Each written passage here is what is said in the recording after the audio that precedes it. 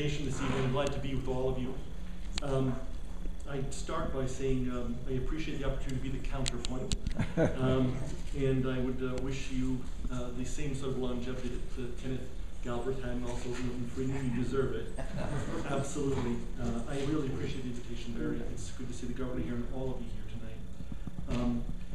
I do have a counterpoint perspective on this, and I think there are a couple of things. I agree with a few things. To start off with, one is that the Oaken volume is a tremendously helpful volume. Oh, sure. Is that better? Is that better? Okay. I think the Oaken volume is a tremendously helpful volume in terms of clarifying things. I do have some issues with the way that he has defined rights. And I think I'd start by saying a couple of things. Where he is especially right, I find, is in the quote that Barry gave us, which is that equal rights and unequal incomes generate tension between the political principles of democracy and the economic principles of capitalism. And I do agree with the fact that this is a continuum. I would say that James Madison told us that in 1794. And we've known that the role of government has been that battlefield over what's a market good, what kind of regulation do you put into place. And I think you'll hear me talk more often about regulation rather than rights. I find that the term, the language of rights, a little problematic in terms of how we think about goods, but we can get into that as we get along. So let me press this and see if this is going to work. Yes, there we go. All right, what I'm going to do very briefly is I'm going to give you some thoughts on the Oaken volume. I'm going to talk to you about rights and regulation, that linguistic issue. Then I'm going to talk to you about the impacts of regulation and, if you will, taking of property rights. And again, I have no bias in that. There are takings of property rights all the time. Some of them are for what are distinctly public goods, such as building roadways or building parks. There are other ones that are regulatory takings, and I think that that's sort of the lens that I look at the relationship between government activism and the market, and that's how I'm going to talk about it. I'll give you some takeaways at the very end of that. Oaken on rights, Barry did a great job. I will not quarrel with any of the description. I guess I would, again, just say that I think the language around the use of rights in terms of regulation of marketing goods is a little bit problematic, and I'll tell you why. I guess I find that there are the word rights, which we establish here in the United States through the Bill of Rights, describe very specific things, and they are for a very specific purpose. I think that Oaken is wrong in asserting that laissez-faire folks, such as myself in part, and I don't think I'm an unreconstructed laissez-faire guy, they simply want to protect the individual from government. That is not what it's about, folks, at all. It's about allowing freedom of association. If you talk about the freedom of religion, the freedom of speech, do you speak to yourself? Of course not, right? The freedom of assembly, so core to our values. Is that about assembling freely with myself on the street corner? Obviously not. There is a vision at the base of the American experiment, which comes from Adam Smith in part, is influenced in part by Adam Smith, who has been misinterpreted throughout the years by partisans on either side, who believe that either he's an unreconstructed free marketeer and everything must be free, or those folks who feel that he's just past his time. His most important work was not the wealth of the nations. It was the theory of sentiments, which means that I recognize in you, myself, that we have a recognition of each other, that we recognize each other's needs. And without that recognition, that sympathy, as he called it, there is no free market, because the free market is fully dependent upon trust, which is, I think, one of the great challenges before this country in terms of business culture today. And frankly, even in terms of the folks in government, I hate to say it, who like to use their positions of influence to carry out certain agenda items that they have, vis-a-vis friends that they have in businesses of influence, if you will. So I think the first distinction I would make is this is not about individuals against the government. That's a kind of, English literature 101, man against God, man against the mountain, man against the state. That's a little bit too primitive for what our American experiment is, which is a very complex and a wonderful story. I would also say that what Oaken doesn't do, which I find a little problematic, is he does not recognize the displacements that occur with government intervention and activism, and that is the unplanned for consequences that we as free individuals we're smart and informed and more informed the decisions that we make because of government actions. So those are some of the initial ones. I would say he's completely oblivious about capture. And what I mean by capture is this.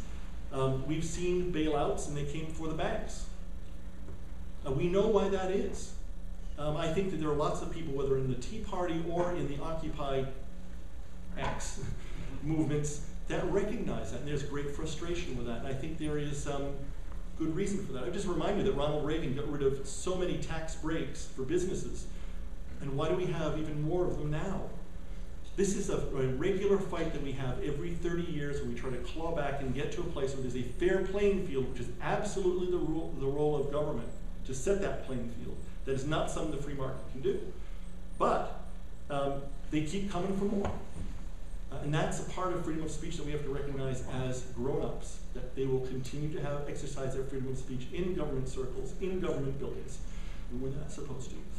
And I think that Okin doesn't recognize that aspect of it. And I would say on the other side, one of the examples that Barry cited was, you don't buy a vote. On the other side, there's capture, and I would ask any of you, if you really think in your heart of hearts that votes are not bought. Goods that are provided at a near free basis are, if you will, goods that are given in exchange for votes. And I think we've seen that in Massachusetts. It's taken great political courage on the part of the governor and many other people to say, we do have some goods that we've given to the public unions and we need to claw some of them back because it's unsustainable what we've done. There's probably going to be a lot more of that pain to come. Those are difficult political decisions because of the capture issue. Again, on the is rights the correct term discussion, I would just say that James Madison has a wonderful quote which I'd like to share with you. I'm not going to read all of it. You can all read. That is, he says, those who are creditors and debtors fall under a like discrimination. He goes through a number of different moneyed interests. He says, the regulation of these various interfering interests forms the principal task of modern legislation. It involves the spirit of party and faction, which he recognized, which is, of course, exaggerated today. But even then, believe me, it was present in the necessary and ordinary operations of government. That was a challenge. How do you balance that? So rights and regulations. What are rights and what are regulations? Are slowly acquired rights, I put them in quotations because I do believe they're not rights, such as Social Security, are they truly a right? Ask yourself if that is akin to the right to free speech, the right of assembly, the right to bear arms. I would argue that it is not, because it does not have anything to do with the freedom of assembly and the freedom of individuals. So I would argue that the word right is incorrect. Regulations, however, are critical to doing anything right. And what I'd say is, look, we have regulations in the public sector in terms of transparency. That's absolutely necessary for you as free individuals exercising your democratic rights of voting. You need that, and we don't have enough of that. There are regulations on the private market that structure markets. We've done it from time immemorial. Think about this, people who are absolute free marketeers, and I guess if there's a continuum on that free market to high regulation spectrum, I'm certainly pretty far to that free market side. I'll admit that. But I would say that people who respect the markets, criticize the markets for what they've become recently, but respect the power of markets, also recognize, look, we have bankruptcy laws, folks. If I make a huge mistake, I'm not on the street, right? That's essentially socializing my failure. We recognize that as a good thing. In intellectual property rights, right? Copyrights, those are essentially takings in some way. It depends on your perspective on that. However, we construct those in a way that is socially beneficial and will also create incentives for the private market to develop all kinds of great stuff, new medicines and all the rest.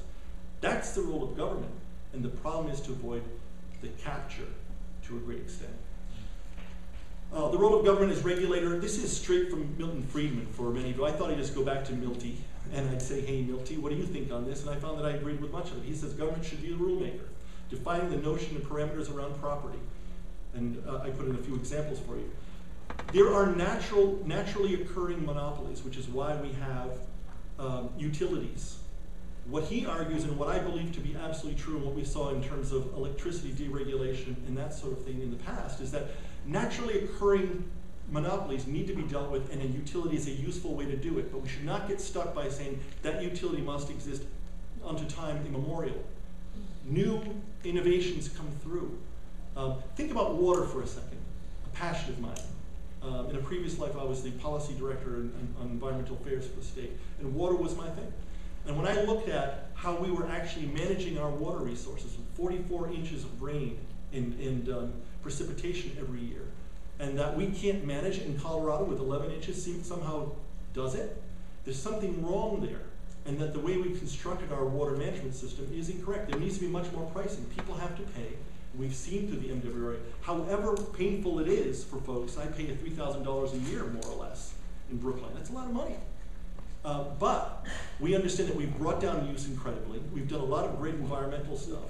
And I would just say that you gotta price the good that is not a free good, not because water's not free, not because we don't want people to drink. We do. But because pipes cost money, folks, right? That's what you're paying for. So, you know, public monopolies exist, but you have to think outside the box and say things will change. We are not here to construct, you know, these, in my view, rights for time immemorial, even around public utilities. On paternalistic grounds, I agree with Milton that freedom is a precious good, and it can be exercised only if we maximize the number of people who are responsible adults. We don't allow children to vote. We don't give them rights for very, very good reasons. So therefore, we should try and maximize that as much as possible. Back to Madison. One big question I'm going to pose to you is, when you think about these goods that you might call rights or regulatory takings, in my view, and again, no prejudice with that, does it belong to the domain of the states or the domain of the federal government? I think that is a key issue for us, and I'll tell you a couple of reasons why. And the reason I'm asking that is, if you take a look at the growth in government over the past 100 years, it's largely in the federal government sector.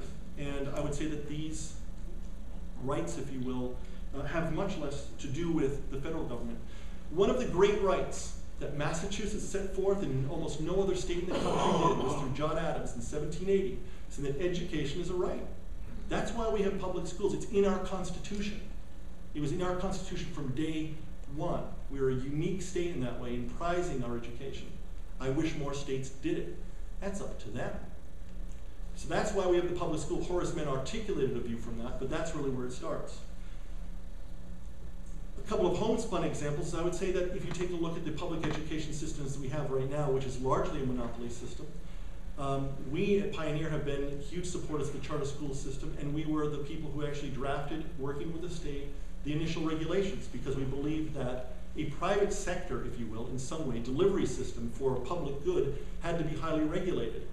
That is necessary to build public trust. These are tax dollars. These are your dollars, meeting a public good that's defined in the Constitution as a public good. Therefore, we don't approve charters nearly at the speed of other states. Arizona has 600. Their charter schools are about this much better, about that much worse than the district schools. Charter schools in Massachusetts are about 30–40% off the charts good, about 30–40% better than their district peers, 10% at the level of their district peers, and 10% below. We want to shut those down that are not performing, but we certainly want to ramp up on those delivery systems that are private.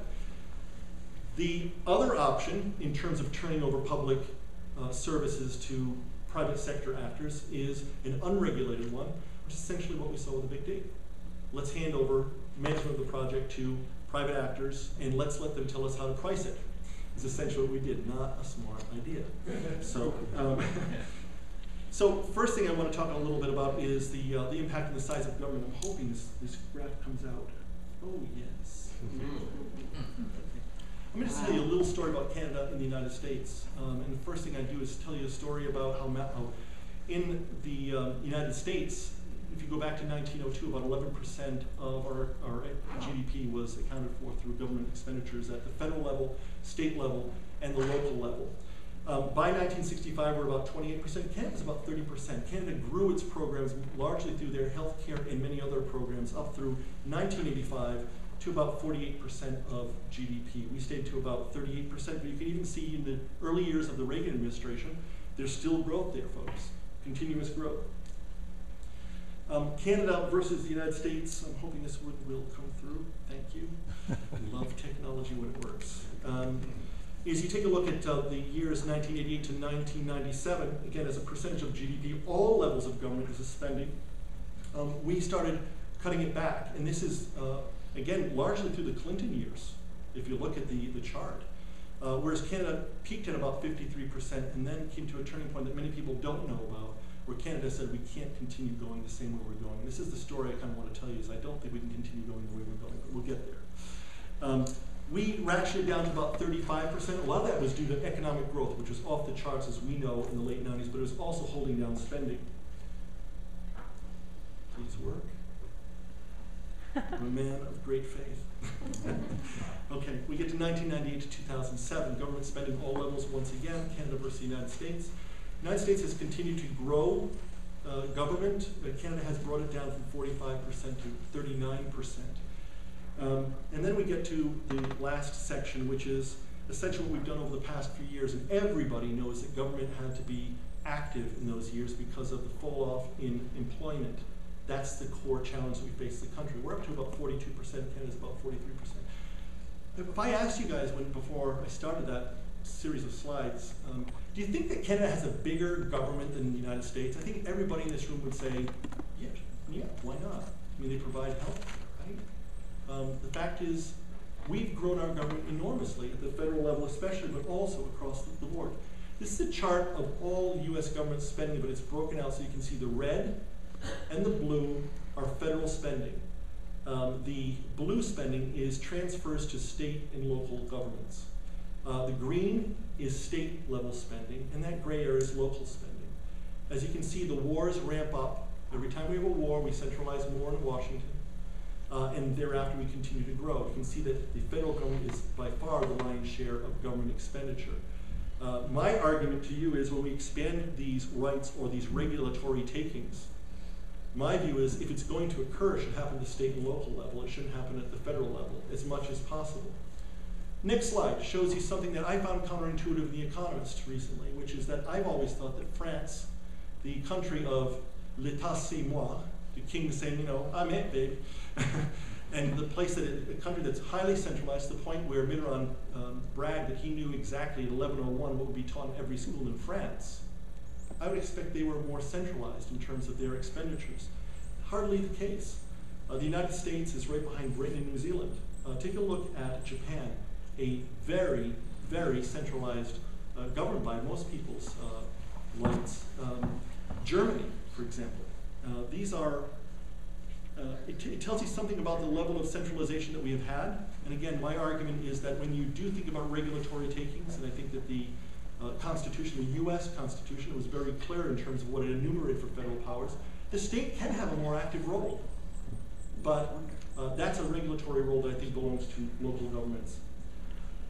Next series of slides is just the impact on economic recovery. As we think about an expansive government going up to about 43% of overall GDP, what does that mean?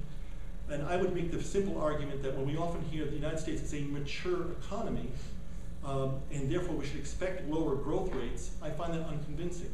Because mature economy is a tautology. It just means that we're regulating more, that we've decided to create bigger safety nets for folks, which I think we're all is devoutly to be wished for, but there is a price to be paid, folks. This slide I am sorry for. There was no way to do it. I was screwing around this all day. I couldn't get it to work. Let me give you a quick thing. Just take a look at the very top of the chart. In blue is 1948, green is 1953, 1957 is the brownish one, et cetera, et cetera. When you get to the red, it's 2007.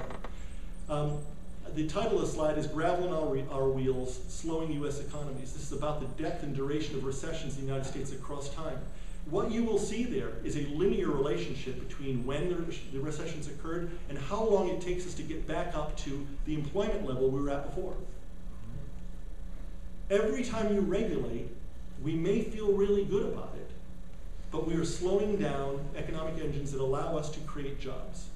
And I understand that environmental, again, is a passion of mine. I understand that environmental regulation is important. I don't want anyone pouring oil in my backyard or their backyard.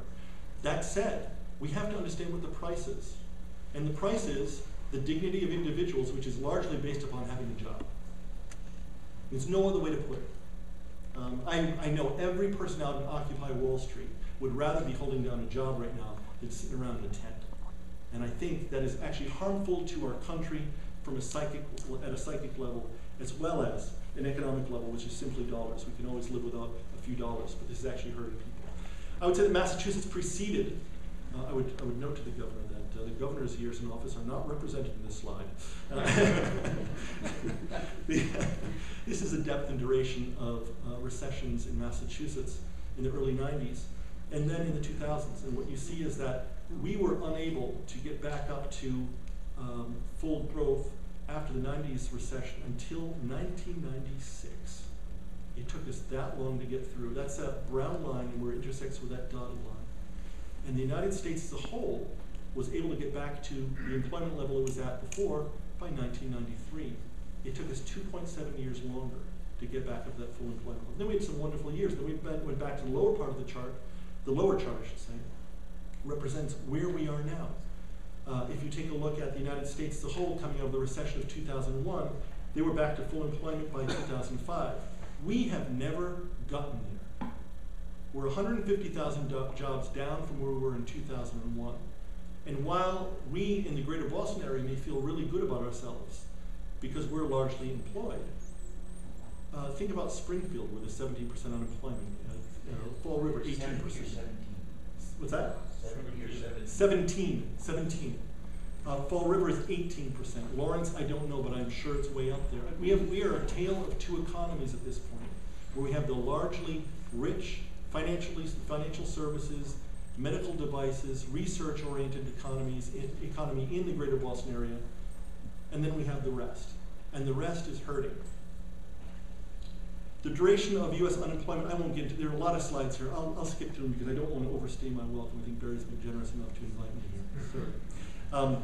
But in terms of the unemployment, the length of unemployment, as you can see across the years from 1948 on, the duration of unemployment extends beyond where it was before.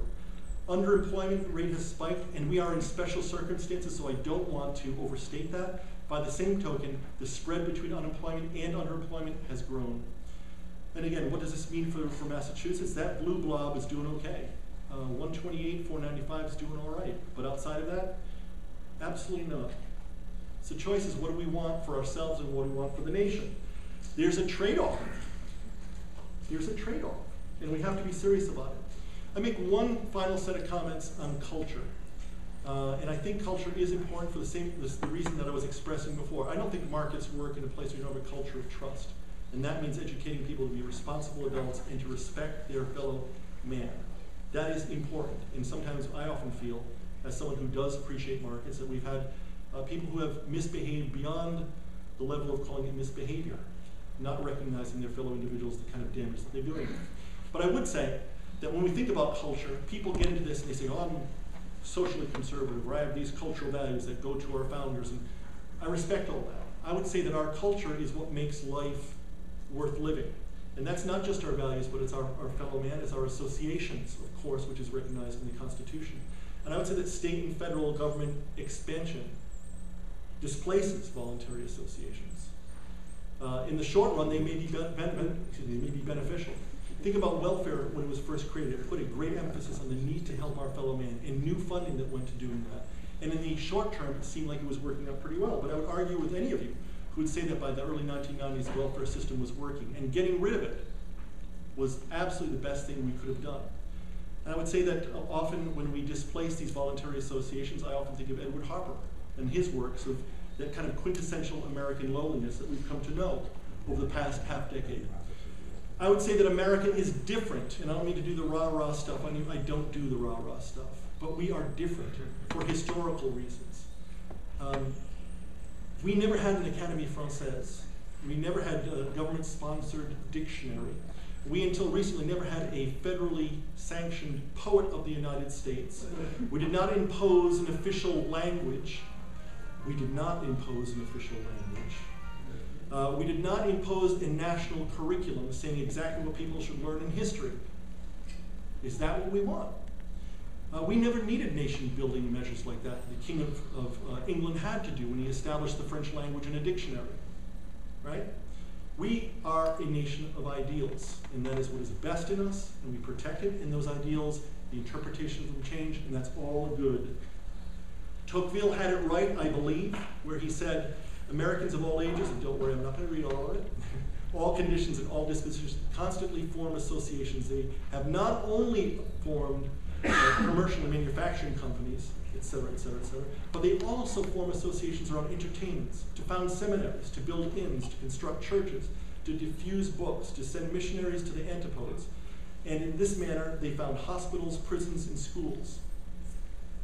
Wherever at the end of some new undertaking you see the government in France or a man of rank in England, in the United States you will be sure to find an association. It is the strength of our country. It is the strength of our freedom. Just another quote here, which I think is somewhat important. He says, the English obviously do great things, but there's always single individuals. Americans love to do it in groups. I mean, think of the marches, the March of Dimes, the marches for cancer. It's weird, folks, if you're from another country. I had an Italian friend who said, why do you guys do this all the time? Because that's who we are, right? Expenditure of effort for a purpose. The closing part of the quote I think is important. It says, is this the result of accident, or is there a reality, or is there, in reality, an unnecessary connection between the principle of association and that of equality? I, by God, believe there is. My takeaways, final slide. The language of rights in regard to economic benefits and regulation is leading language at best.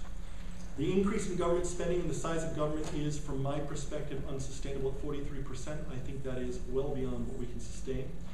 If there is a democratic decision to increase such regulatory takings, and I think that is a democratically determined process, I believe in democracy. If they want to expand to have universal health care, do it. That's up to a state to do. I think it's absolutely wonderful. Try it out, see if it works. We can see what works and what doesn't. But I do believe it should be at the state and local level. And imposition, for example, my view on Obamacare is that was a disaster. Imposing on 300 million Americans an untried system where Jonathan Gruber, who's a wonderful MIT researcher and economist, says at a forum that we're holding, well, we had to try some experimentation. That's not the role of the federal government. It certainly is not. That's the role of what happened in welfare reform. It was 20 years of welfare reforms in various states before the federal government understood what worked and what didn't. They saw some states did good things and other states did not. Economically, the impact of the growth in government regulation and programming is clearly, to me, unhelpful to job seekers. And for me, honestly, I'd rather give someone a job than give them unemployment insurance. The impact on American culture, I think, and I don't mean traditional culture, is mixed. I think government intervention has helped in many regards.